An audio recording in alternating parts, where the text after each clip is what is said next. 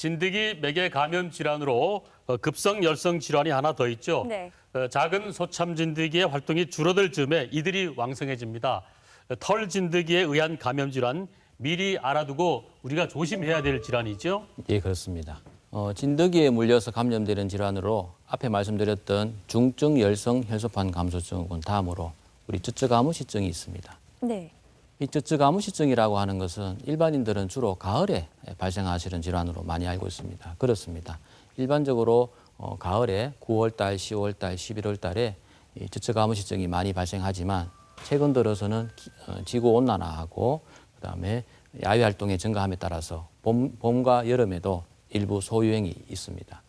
이 쯔쯔가무시증이 무엇인가 하면은 이거는 앞에 말씀드렸던 진드기와 다른 진드기입니다. 종류가 다릅니다. 우리 그림에도 나오는데요. 털 진드기라는 유충에 물려서 감염되는 질환입니다. 주로 이 질환, 이 바이러스가 감염이 되면 혈액과 림프액을 통해서 혈관염을 초래하는 것이 이 질환의 특징이 되겠습니다. 대부분은 앞에 말씀드렸던 중증 열성 혈소판 감소증과는 달리 경과가 경합니다. 그래서 감기 몸살처럼 지나가는 경우가 많지만은 고령의 면역 저하자 같은 경우에 또 하나 진단이 늦을 경우에는 이 폐렴과 급성 신부전, 내수막염, 그다음에 상부 위장관 출혈 등이 발생해서 일부 환자에게서는 사망을 초래하기도 합니다. 네. 국내 역학을 보시면 이 쯔쯔가무시증은 전국에 거쳐서 발생하고 있습니다. 역시나 중증 열성 혈소판 감소증과 유사하게 남자보다는 여자에게서 많이 발생하고 있습니다.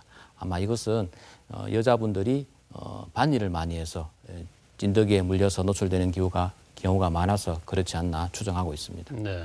시기별로는 9월에서 10월, 11월 달에 주로 많이 발생하는 것으로 돼 있고 우리나라에서는 1951년 우리 유엔군에서 처음 환자가 보고되었습니다. 네. 중요한 것은 1994년부터 국가에서 모니터링하고 있는데 98년 이후에 점차적으로 환자 수가 증가하고 있는 특징을 보이고 있습니다.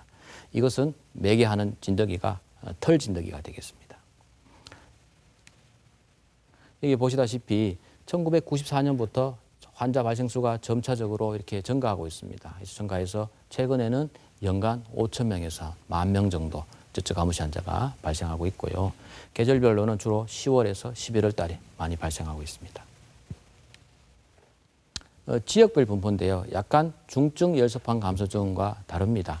아까 중증 열성 혈소판 감소증후군은 강원도, 그다음에 경북, 제주도에서 많이 발생한다고 말씀드렸는데 이 쯔쯔가무시증은 이 털진드기, 황순 털진드기라고 하는데요. 그 분포 지역과 발생하는 지역이 그렇게 유사합니다. 주로 전남, 경남, 전북, 충남 지역에서 환자분들이 많이 발생하고 있습니다. 네.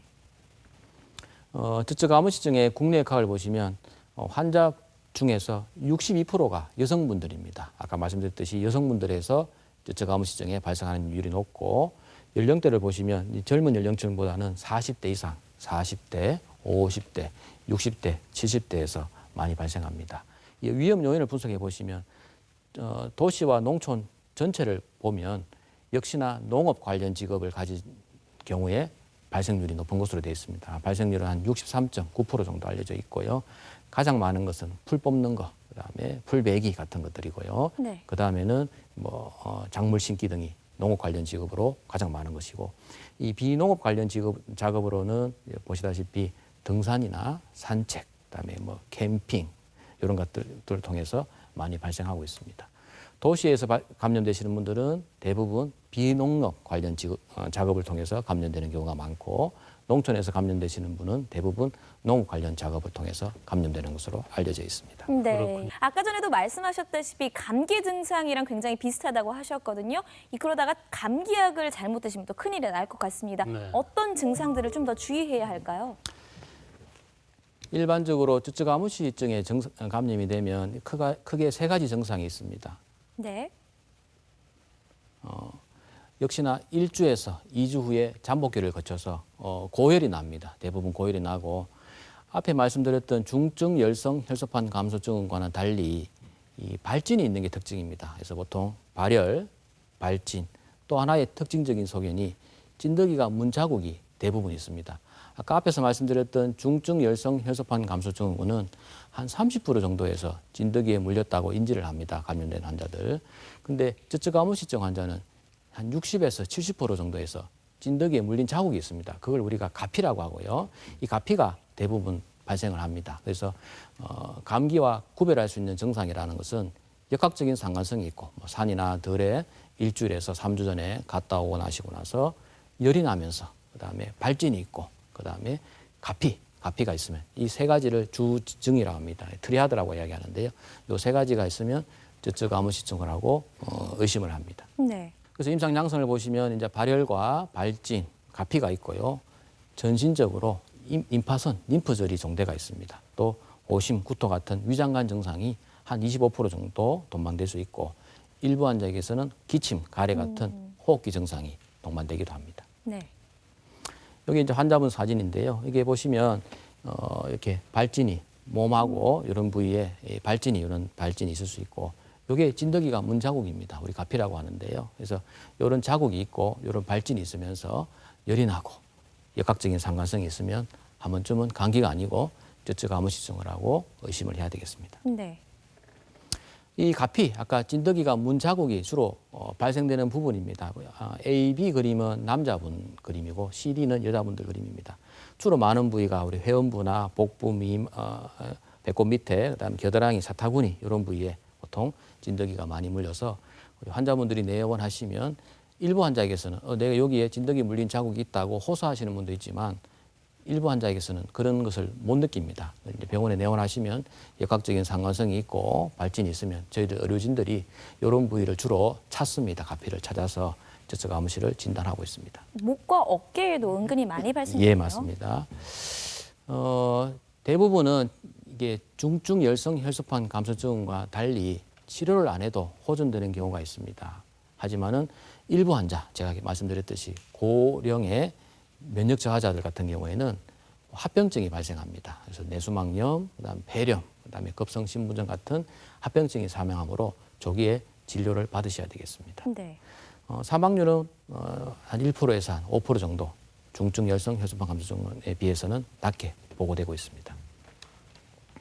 한 번 더 그림으로 나타내면 이 위의 증상, 이 쯔쯔가무시증에 물렸을 때 나타나는 증상, 오한, 고열, 두통은 일반 감기와 유사한 증상입니다. 네. 특징적인 소견이 아까 말씀드렸듯이 전신에 발진이 있고요. 그다음에 가피가 있고 이런 소견이 보이면 쯔쯔가무시증이라고 진단을 합니다. 네.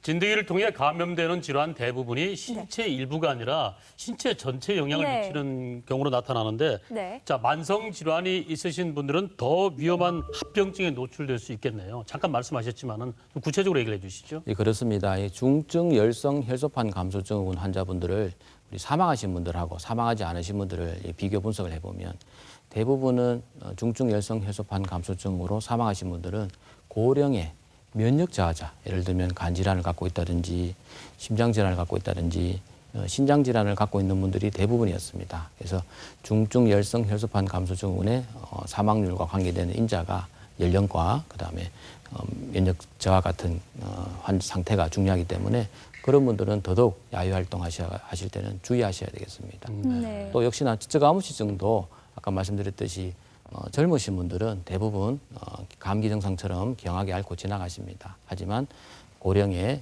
면역 저하자 같은 분들은 네. 폐렴이나 급성심부전 같은 증상이 발생할 수 있기 때문에 조기에 병원에 내원하셔서 진료와 치료를 받으셔야 되겠습니다. 네. 네, 그렇군요. 이 쯔쯔가무시증이요. 중증 열성 혈소판 감소 증후군처럼 따로 특별한 치료제가 없다고 들었습니다. 그렇다면 이 쯔쯔가무시는 어떤 진단을 하고도 치료를 할 수 있을까요?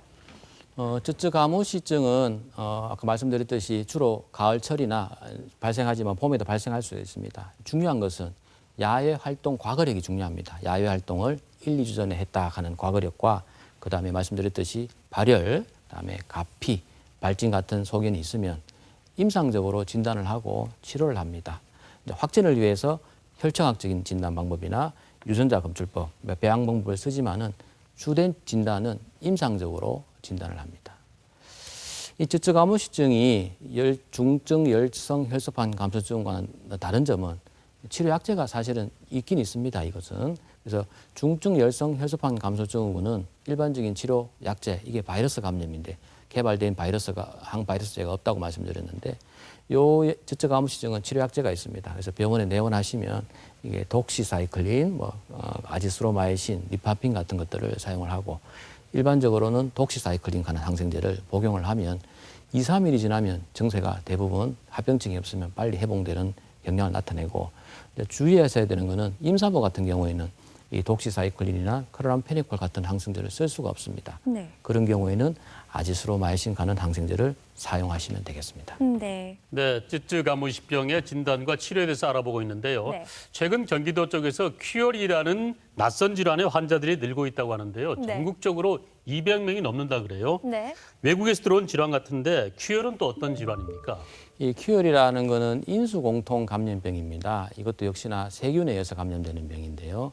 콕시엘라 버누티 하는 균에 의해서 감염되는 질환입니다. 네. 일반적으로 이 균이 소나 양, 염소에 이게 감염이 됩니다. 감염이 되면 사람한테 노출되는 경로는 한 서너 가지가 있는데요. 첫 번째는 호흡기를 통해서, 예를 들면 감염된 소나 양, 염소의 분변을 통해서 이게 호흡기로 돌아와서 사람을 감염을 일으키거나 혹은 젖 같은 이런 분비물에 있어서 이게 감염을 일으킬 수 있고, 세 번째는 소, 양, 염소에 있는 찐득이가 역시나 사람을 물어서 감염증을 초래하기도 합니다. 임상적인 증상은 일반적인 감기 증상과 유사합니다. 그래서 보통 급성 큐열 감염증, 또 만성 큐열 감염증, 크게 두 가지로 구분하는데요.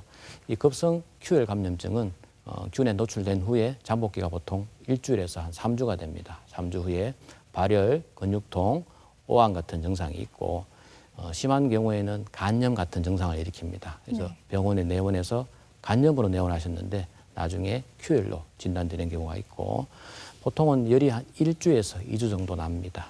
그에 반해서 만성 큐열이라는 것은 6개월 이상 증상이 지속되는 경우를 말하고 그런 경우에는 심내막염, 심장의 염증을 초래해서 수술 치료가 필요한 경우도 있습니다.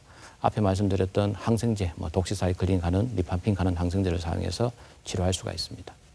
네. 아까 전에도 말씀드렸지만 이번에는 해외 여행을 통해서 감염될 수 있는 이 진드기 매개 질환에 대해서 알아보겠습니다. 이 해외 여행을 통해서 유입될 수 있는 혹은 감염될 수 있는 다른 진드기 매개 질환은 또 어떤 것들이 있을까요? 해외 감염을 통해서 매개될 수 있는 진드기 감염 질환으로 대표적인 게 라임병이라고 합니다. 네. 여러분들 아마 좀 생소할 것 같은데요. 네. 대부분 환자들은 북미에서 많이 발생하고 있습니다. 이것은 역시나 찐득이에 물려서 감염되는 질환인데 이 찐득이는 앞에 말씀드렸던 찐득이와 달리 일본 참찐득이입니다. 일본 참찐득이가 이 보넬리악 하는 균에 감염된 경우에 사람을 물어서 감염되는 것으로 되어 있습니다. 네. 잠복기는 역시나 보통 1주에서 한 3주 정도 되고요. 크게 세 단계를 나눕니다. 그래서 보통 첫 번째 단계는 이 발열기라고 합니다. 그래서 찐득이에 물리고 나서 보통은 한 달 이내에 발열, 근육통, 오한 같은 증상이 발생되는 경우가 우리 발열기가 되고 두 번째 단계에는 이게 이제 신경계로 갑니다. 신경계를 가서 신경계를 침범해서 온 전신에 전신 근육통을 일으키는 증상을 일으키고 문제가 되는 것은 사실은 이게 관절염, 3단계가 관절염을 초래해서 장기적으로 후유증을 낳는 게 문제가 됩니다. 진단은 역시나 임상적인 상관과 일기, 발열기에는 주로 홍반이 동반되는데요. 그런 임상적인 소견과 혈액학적인 소견을 참고해서 진단을 하고 독시사이클린 가는 경구용 항생제를 사용해서 치료하기도 합니다. 네, 이 보렐리아균에서 잠깐 말씀해 주셨는데요. 이게 일본 참진드기가 목재를 물었을 때 그리고 또 그 목재가 우리나라로 들어왔을 때 감염이 된다는 말씀이시죠? 맞습니다. 예. 네. 그렇군요. 자, 또 이 많은 분들이 궁금해하실 텐데요. 자, 진드기를 통해 감염됐을 경우에 한 번 겪고 나면 재감염되지 않는다 이렇게 생각할 수도 있습니까?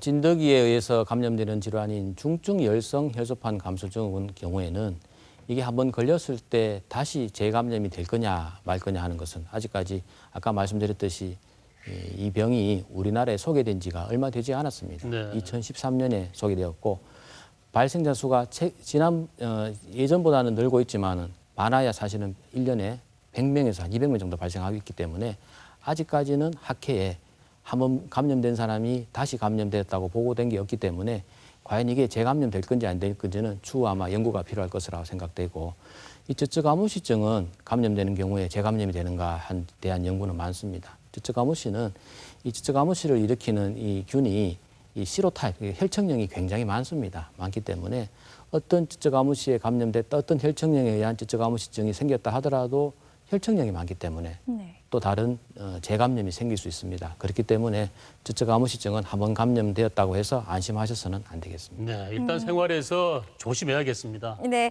이 작고 위험하고 알 수 없는 이 진드기로부터 우리의 몸을 건강하게 보호할 수 있는 방법은 아마도 야외 전에 철저하게 준비하는 것이 좋을 것 같은데요. 네. 야외 활동 전에 어떤 준비를 하면 좋을까요? 찐득이 매개 질병을 예방하기 위해서는 크게 찐득이에 노출되는 것을 예방하는 것이 가장 중요하겠습니다. 그래서 찐득이가 주로 이게 풀숲이나 나무가 우거진 지역에 많이 있습니다. 그래서 가급적 그 지역으로 여행하시는 것을 피하고 아까 감염되신 분들 대부분이 농업 관련 작업을 하시는 분들이 대부분이었습니다. 그래서 특히 그런 작업을 하실 때는 긴 팔, 긴 바지, 모자, 목수건, 양말, 장화 등을 착용하시고 그다음에 농경지나 거주지 주변에 풀을 잘 제거하시는 것이 중요하겠습니다. 또 일하시고 나서 좀 쉬실 때에는 그냥 땅바닥에 앉지 않고 돗자리를 이용해서 앉으시고 우리 여성분들은 주로 또 풀숲에서 일하시다가 또 용변을 보시다가 또 감염되는 경우도 많습니다. 그것도 주의하셔야 될 것 같고요. 중요한 것은 작업하시고 나서 집에 오셔서는 이 작업복을 일체 세탁하는 것이 굉장히 중요합니다. 그래서 세탁해서 귀가 적시 평상복하고 작업복을 분리해서 세탁하는 것이 중요하겠습니다. 네. 또 환자분들은 다녀오시고 나서 목욕을 하고 목욕해서 혹시 찐득이가 물린 부위가 있는지 찐득이가 있는지 확인하는 것도 필요하겠습니다. 네. 그 다음에 야외 활동이 잦은 분들이 있습니다. 어떻게 레저를 즐기신다든지 일 때문에 부득이하게 진드기에 노출될 위험이 많은 분들은 요즘 약국에 가면 진드기 기피제 하는 게 있습니다. 네. 이 기피제를 착용을 하시면 도움이 되겠는데 그때는 반드시 안정성이 확보된 이 기피제를 사용하시면 되겠습니다. 또 중요한 것은 이런 야외 활동 후에 진드기 매개 질환에 노출될 수 있기 때문에 아까 잠복기를 말씀드렸습니다. 이 두 가지 질환이 유사합니다. 그래서 보통 일주일이나 2주 후에 그런 역학적인 상관성이 있고 발열과 발진, 그다음에 가피 같은 증상이 있으면 쯔쯔가무시증을 의심을 하고 보통은 발열, 근육통 이런 증상이 있다가 한 3, 4일 후에 위장관 증상이 있으면서 오심부터 그다음에 의식 저하 같은 소견이 보이면 중증 열성 혈소판 감소 증후군을 의심을 하고 빠른 시간 안에 의료기관을 방문하셔야 되겠습니다. 이게 중증 열성 혈소판 감소 증후군 환자 중에서 사망하시는 분들이 고령에 그다음에 면역 저하자도 되지만 의료기관에 늦게 오시는 분들이 문제가 됩니다. 그래서 네. 가급적 그런 지역에 사시는 분들은 그런 증상 있으시면 빨리 내원하시는 것이 중요하겠습니다. 네. 한 번 더 정리를 하겠습니다. 보시면 이 작업 및 야외 활동 전에 해야 되는 일이 있고요. 그다음에 작업 및 야외 활동 시에 해야 되는 일이 있습니다. 그다음에 작업 및 야외 활동 후에 하는 것으로 이렇게 구분하면 야외 활동 전에는 일상복과 작업복을 구분해야 된다 돼 있고요. 작업할 때에는 긴 양말, 그다음에 긴 옷, 모자 같은 것들을 착용을 하고요. 필요하면은 진드기 기피제를 사용하셔야 되겠습니다. 작업 및 야외 활동 시에는 그랬듯이 풀밭 위에 옷을 벗어두거나 눕지 않아야 되겠고 가급적 돗자리를 사용하라고 되어 있습니다. 또 등산로를 벗어난 길을 다니시는 것은 굉장히 위험합니다. 그런 지역에 찐드기가 있을 수 있기 때문에 찐드기에 노출될 위험이 있고요. 야생동물도 나타나면 또 만지는 경우도 있는데 아까 말씀드렸듯이 야생동물도 사실은 매개가 될 수 있습니다. 그래서 야생동물을 접촉할 때는 주의를 해야 되겠습니다. 그다음에 작업 및 야외 활동 후에는 이 옷을 털고 세척하는 것이 중요하겠습니다. 그다음에 몸을 씻고요. 그다음에 진드기 물린 부위가 있는지 진드기가 있는지 확인을 하고 필요하면은 가까운 의료기관을 방문하셔가지고 상담을 하셔야 되겠습니다. 이게 이제 또 진드기가 야외 활동 후에 이렇게 발견을 되면 그냥 또 손으로 이렇게 뽑아버립니다. 굉장히 위험합니다. 이게 머리가 주로 이렇게 피부를 물고 있는데요. 이 당겨버리면 머리가 피부 안에 남아 있는 경우가 있습니다. 네. 그래서 이 찐드기를 제거하는 것은 중요하긴 중요한데 반드시 포셉으로 이렇게 찍어서 머리 부분을 이렇게 빼내야 됩니다. 그래서 이게 아마 가정에서는 할 수 없기 때문에 찐드기가 물려 있으면 빠른 시간 안에 의료기관을 방문하셔가지고 찐드기를 제거하시는 것이 이 감염병을 막는 방법이 되겠습니다. 네, 알겠습니다. 네, 진드기 매개 질병에 대해서 알아봤습니다. 네. 자, 진드기 매개 질병 이외에도 이제 여름철 휴가지에서 생길 만한 질환들이 있지 않습니까? 휴가지에서 생길 수 있는 다양한 감염 질환들 우리가 주의 깊게 볼 수 있도록 한번 체크를 해주시죠. 여름철에 감염될 수 있는 질환으로 찐득이에 감염되는 질환 이외에 우리 제일 흔한 증상이 이 수인성 매개 감염병입니다. 그래서 보통 비브리오 장염으로부터 시작해서 이질, 장티푸스, 그다음에 이런 장염들이 발생할 수 있는 것이 굉장히 흔한 질환입니다. 그래서 이런 수인성 매개 감염병을 막기 위해서는 반드시 손 씻기를 철저하게 하고 음식은 익혀 먹는 것이 중요하겠습니다. 두 번째 또 흔한 질환은 이게 유행성 각기혈망염 같은 이 안구 질환들이 또 생길 수 있는 게 여름철에 흔한 질환이 되고, 세 번째는 이제 고온 다습하다 보니까 이 무좀 같은 이 피부 질환들도 여름철에 굉장히 많습니다. 그래서 무좀 같은 것도 주의하셔야 되고, 또 강원도나 경기도 지역으로 만약에 여행하실 계획이 있으신 분들은 그 지역에는 모기가 굉장히 많습니다. 그 모기 중에서 일부 모기는 이 말라리아라는 병을 옮기는 모기도 있습니다. 말라리아는 아마 잘 아시다시피 이게 열나고 그다음에 근육통과 오한이 생기는 질환인데, 이게 진단이 늦고 치료가 늦으면 사망할 수 있는 질환이기 때문에 모기가 여기서 매게 되는 질환입니다. 그래서 주의하셔야 되겠고, 또 일본 뇌염 같은 병들도 여름철에 많이 발생할 수가 있습니다. 네, 네. 여러 가지 감염 질환이 많은데요. 안 가실 수는 없지만 가실 때 꼭 준비를 하셔서 가셔야겠습니다. 네. 진드기 매개 질환의 경우에는 사람 간의 이 전염률은 적지만요. 이 사람의 기침 혹은 호흡을 통해서 접촉되는 전염 질환들은 또 특히나 주의를 해야 하거든요. 이 환자나 가족들은 어떤 부분을 주의해서 이 병원까지 가야 할까요? 그래서 진드기 매개 질환들은 진드기라는 매개체가 있어야지만 사실은 감염을 일으킵니다. 물론 중증 열성 혈소판 감소 증후군 같은 경우에는 심한 경우에는 혈액에 이 바이러스가 있어서 혈액이나 우리 점액을 통해서 감염되는 경우도 있습니다만은 대부분은 진드기를 통해서 매개되기 때문에 우리 가족들은 큰 걱정을 하시지 않으셔도 됩니다.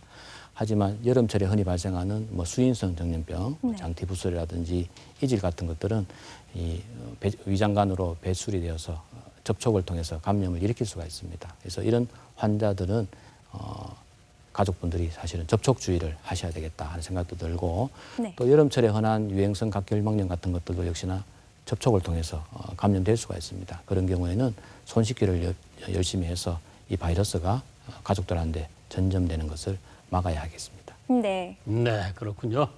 자, 환경이 변하면서 야외 활동하기가 점점 더 힘들어진다는 게 느껴집니다. 네. 자외선 차단도 해야 되겠죠. 네. 또 자연과 사람 간에 생길 수 있는 감염 질환들도 주의를 해야 될 것 같은데요. 네, 그렇다고 실내에만 계시면 또 그것대로 건강에 좋지 않겠죠. 오늘 우리 약손 방송 보신 분들께서는요, 아까 교수님 말씀해 주신 야외 활동 전, 그리고 야외 활동 중, 그리고 야외 활동 후에 하는 예방 수칙을 잘 지키셔서요, 건강한 야외 활동 하셨으면 좋겠습니다. 네, 오늘 이 시간 우리를 두려움에 떨게 했던 살인 진드기의 진실에 대해서 알아봤습니다. 대명대학교 동산의료원 감염내과 유성열 교수님과 함께했습니다. 고맙습니다. 수고하셨습니다. 감사합니다. 감사합니다.